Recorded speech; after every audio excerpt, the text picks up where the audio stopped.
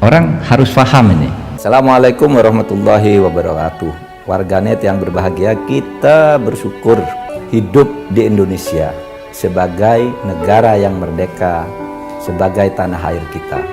Mari cintai tanah air kita ini agar kita bisa melaksanakan perintah Allah dengan sebaik-baiknya. Dengan tingkat kepuasan yang akan sampai 82,2%, banyak yang meyakini, analis politik satu suara mengatakan bahwa Jokowi adalah Kingmaker 2024. Orang kaget, bingung, tapi sekaligus gemes melihat hubungan antara Pak Jokowi dengan Pak Surya Paloh. 10 tahun pemerintahan Pak Jokowi, 9 tahun bersama. Tetapi kemudian gara-gara atau karena sesuatu hal, maka kemudian tak tampak kerjasama dan atau saling menyayangi atau saling menghormati selama 9 tahun itu. Beberapa politisi dari Nasdem itu bahkan menyerang pemerintahan dan atau Pak Jokowi itu seakan-akan tidak mengenalnya. Saya agak bingung, apakah ini adalah kemarahan atau sikap childish? Coba jelaskan ke kita. Mungkin saya mau jelasin konsep politik biar nanti kita paham kenapa watak politik seperti itu. Jadi kata politik itu kan sebetulnya pertama kali muncul dalam tulisannya Aristoteles, Ta Politika. Baru kemudian muncul itu banyak istilah di dalam buku dia seperti kata polis. Kita lihat dalam sejarah di Yunani ada Athena, Sparta. Lalu ada kata zon politikon yang kemudian kita pahami bahwa manusia adalah makhluk sosial.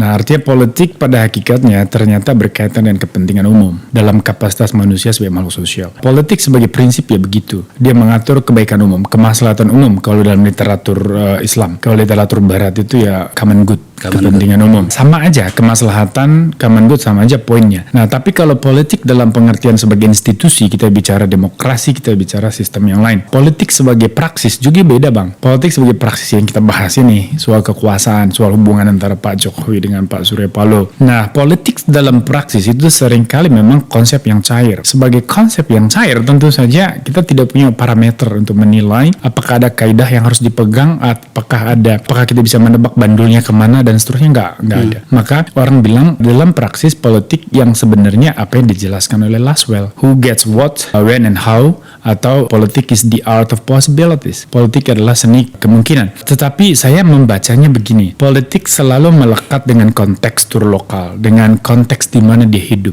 Nah, artinya bahwa ketika politik kita ada di tanah Indonesia dan berbasis di tanah Jawa, maka dia melekat serentak dengan tradisi peradaban Nusantara, terutama tradisi Jawa. Maka membaca Pak Jokowi dan Pak Surya Paloh dan relasi politik ini, kita harus baca dari perspektif tradisionalisme Jawa. Kalau istilahnya Haberfield, tradisionalisme Jawa, bahwa kita tidak hanya bicara soal hukum positif, kita tidak hanya bicara soal kontrak sosial dan konsensus, tapi juga kita bicara soal bahasa batin. Bahasa batin, selera budaya, dan sebagainya. Sejauh ini saya perhatikan, Pak Jokowi tidak pernah menunjukkan sesuatu yang bisa ditafsir bahwa Pak Jokowi lagi bermasalah dengan Nasdem misalnya, atau dengan Surya Paloh. Sama sekali nggak ada. Tetapi, kalau kita baca dari perspektif Jawa, ya, tradisionalisme Jawa, ada beberapa peristiwa ketidakhadiran beliau di ulang tahun Nasdem, dan seterusnya. Itu menunjukkan ada jarak yang cukup tegas. Kenapa ada jarak? Sebetulnya, ketika Pak Jokowi dulu mengatakan ojo ke susu soal capres, tapi bersama dengan itu Nasdem muncul dengan mengusung Pak Anies Baswedan, ini semacam menghapus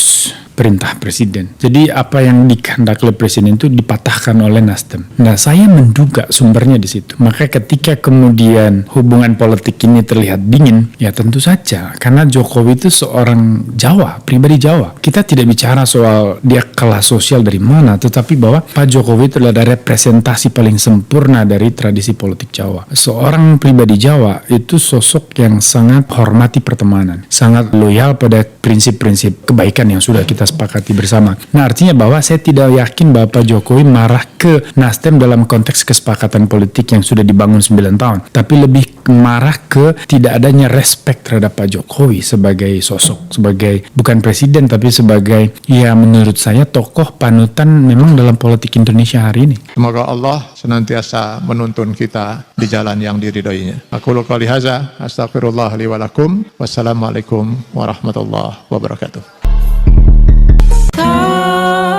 Terima kasih.